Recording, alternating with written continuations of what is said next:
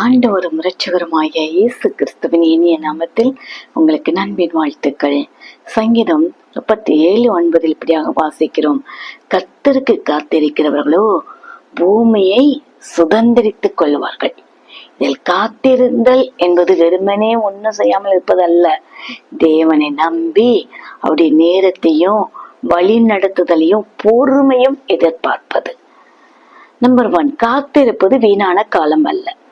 நம்ம ஜெபித்தும் பதில் தாமதம் ஆகும் போது உடனே சொல்லுவாங்க, தேவன் என்னை மறந்து விட்டாரோ என்று நினைக்கலாம். ஆனா தேவனுடைய தாமதம் தேவனுடைய மறுப்பல்ல, நிச்சயம் பதில் தருவார். அந்த காத்திருக்கும் காலத்திலே அவர் நம்முடைய விசுவாசத்தை வளர்க்கிறார். காத்திருந்தல் என்பது நம்மை தேவனுடைய சித்தத்திற்கு ஆயத்தப்படுத்துவதற்காக. 2, தேவன் செயல்படுகிறார். அதாவது நமக்கு தெரியாமலேயே சுவிசேஷ வாசல்கள் திறக்கவும் தடைகளை அகற்றவும் சூழ்நிலையை மாற்றவும் முடியும்.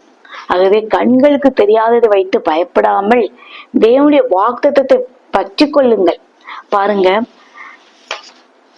பட்டாம்பூச்சி கூட்டுக்குள் பட்டாம்பூச்சி மறைந்திருக்கிறது, ஆனால் உள்ள மாற்றம் நடந்து கொண்டிருக்கிறது. அது மாற்றத்தின் காலம்.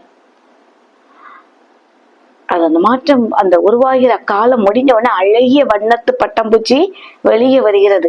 அந்த கூட்டுக்குள் இருக்கும் போது அதனுடைய அழகு யாருக்குமே காண முடியாது. அதே போலதான் உங்களுடைய வாழ்க்கை கூட ஒரு காலம் உண்டு.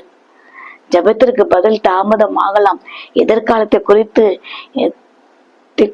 உங்களுடைய திட்டங்கள் உங்களுக்கு தெளிவாக தெரியாமல் இருக்கலாம். அதுக்காக வாழ்க்கையே முடிந்து விட்டது என்று நினைக்காதீங்க. தேவன் உங்களை அடுத்த நிலைக்கு தயார்படுத்துவதற்கு தான் இந்த மறைவான காலம்.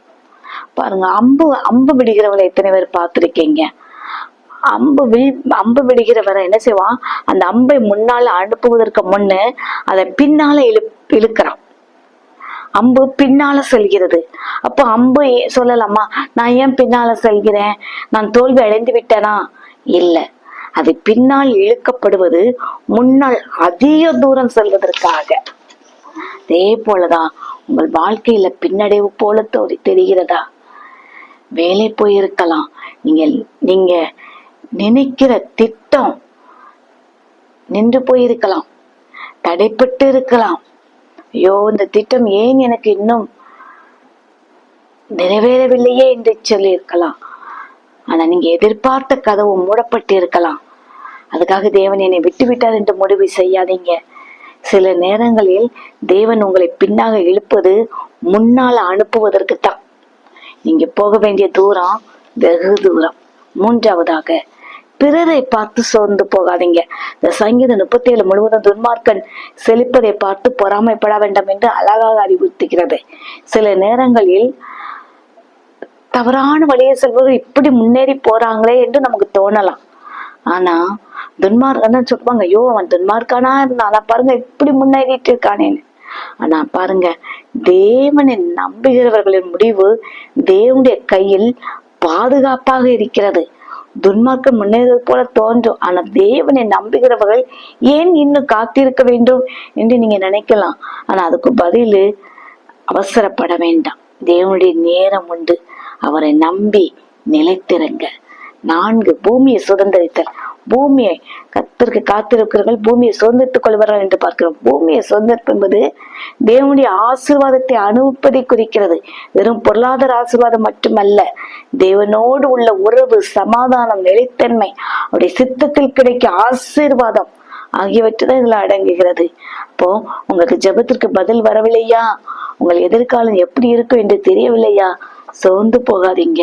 கர்த்தருக்கு காத்திருங்க. உங்க நேரம் தாமதமாகலாம், ஆனா தேவனுடைய நேரம் தவறாது.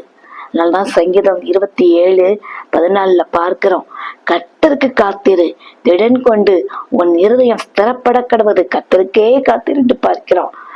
காத்திருப்பவர்கள் தோல்வி அடைந்தவர்கள் அல்ல, தேவனுடைய நேரத்திற்கு பயிற்சி பெறுகிறவர்கள். எனவே சோர்ந்து போகாமல் நாம் தைரியமாக இருப்போம். நீங்க தைரியமாக இந்த வார்த்தையை சொல்லுங்க. உங்க மனதில் இப்பவுமே சொல்லுங்க, கர்த்தாவே என் வழி எனக்கு தெரியவிட்டாலும் உம்மை நம்பி இருக்கிறேன். என் நேரம் அல்லப்பா, உமது நேரம் நிறைவேற்றும். நான் சோர்ந்து போகாமல் உமக்கு காத்திருக்கும் கிருபையை தாரும். ஆமென். அல்லேலூயா.